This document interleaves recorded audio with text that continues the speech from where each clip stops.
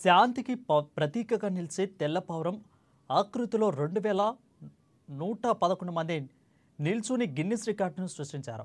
ఇక హైదరాబాద్ శివారులో గండిపేట మండలం బండ్లగూడ చాకిరిలో మున్సిపల్ కార్పొరేషన్ హిమాయత్ నగర్లో లార్డ్స్ ఇంజనీరింగ్ కళాశాల ఇందుకు వేదికగా నిలిచింది.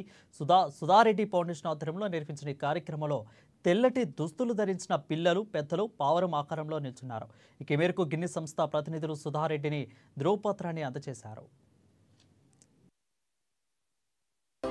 Okay, yes. Boys and girls, sit properly. Sit properly. Don't sit on your knees. अच्छे से बैठ जाओ. Gaps they are going to clear. Everyone will clear except for the bird participants.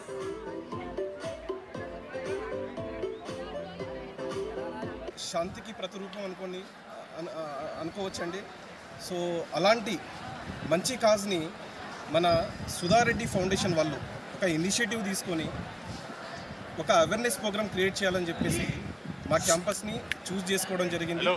మరి మా క్యాంపస్లో ఇలాంటి యాక్టివిటీ చేయడానికి మా కాలేజ్ యాజమాన్యం ఎవరైతే ఉన్నారో వాళ్ళు ముందుకొచ్చి వాళ్ళకు పర్మిషన్ ఇవ్వటము, దగ్గరలో ఉన్నటువంటి రాజేంద్ర నగర్ పోలీస్ డిపార్ట్మెంట్ వాళ్ళు పర్మిషన్ ఇవ్వడము, దాంతోపాటు ఇక్కడ జరిగినటువంటి ఈవెంట్లో 2111 మంది అక్కడ కూర్చొని ఆ పావురం ఆకృతిలో కూర్చొని దాని తర్వాత అక్కడ ఉన్నటువంటి గిన్నిస్ బుక్